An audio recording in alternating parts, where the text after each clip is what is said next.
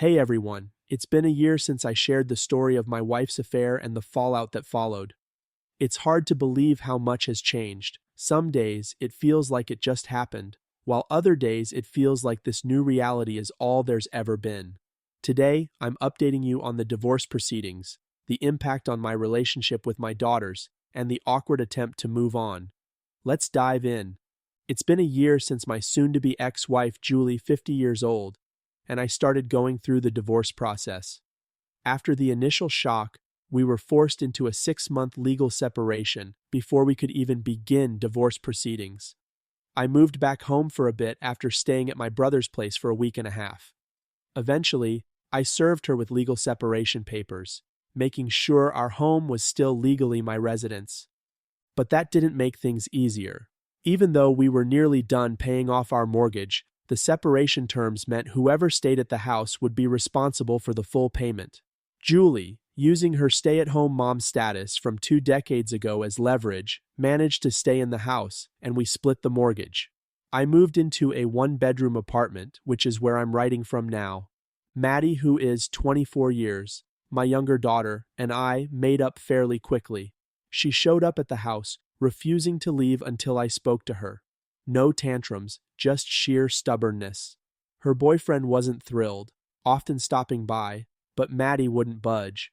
She told me, straight to Julie's face, that she wouldn't return to her apartment until she and I talked.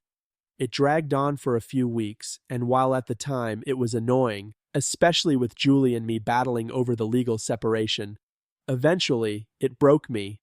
One day, I unleashed my frustration on Maddie, and she finally told me the truth. Apparently, at a real girls' dinner, Julie got drunk and spilled the beans about the affair. Alice, 26F, tried to stop her, but it was too late. Both of them begged Maddie to keep it quiet until Julie could come clean to me, but that day never came. Maddie realized that Julie had no plans to ever tell me, and the lie she fed about the girls' dinner was the first time Maddie had been pulled into it. Maddie broke down in tears, and so did I.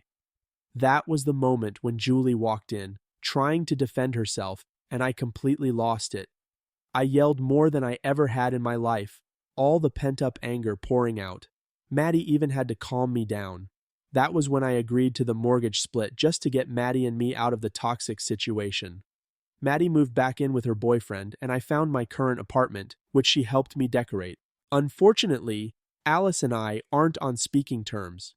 Her fiancé called me after everything went down, worried that Alice might be cheating.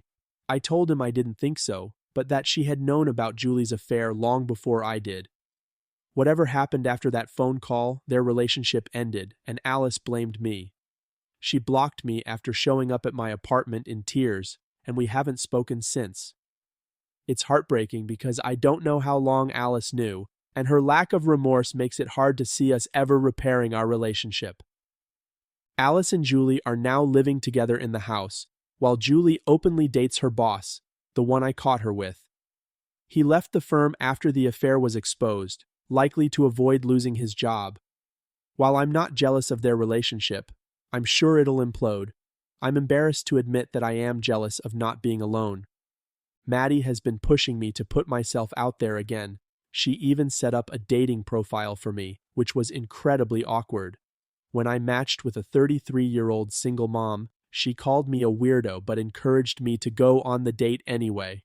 I have it planned for next week, but I'm unsure if I'm truly ready to start over.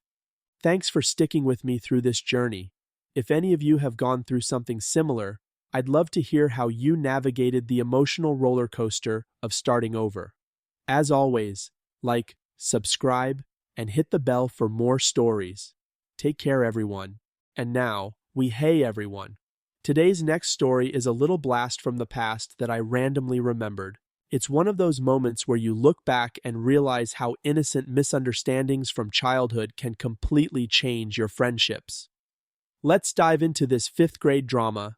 So, back in 5th grade, I gave my now ex best friend access to one of my accounts. Just a fun little thing we used to do. Somehow, she ended up showing my bio to her mom. The next day, she comes to school and tells me her mom doesn't want us to be friends anymore. I was so confused and asked her why, and she said it was because my bio said I was thirsty. Let me set the scene. My bio said, single. The water droplet emoji was supposed to be a teardrop because, I thought it looked cool and a little dramatic. I had no idea at the time what thirsty really meant. I was in 5th grade, clueless about slang. So I just kind of went, oh, and didn't think much of it back then. Flash forward to today, I'm sitting around, and the memory pops back into my head, and I suddenly realize what thirsty meant. No wonder her mom freaked out. I was just trying to express my 5th grade heartbreak with a teardrop, not knowing I was sending out a completely different signal. And that's how an innocent emoji almost ruined my friendship in 5th grade. Have you ever had a moment where you realize something years later and it all makes sense? Let me know in the comments. Don't forget to like, subscribe, and hit the bell for more stories like this. Thanks for watching.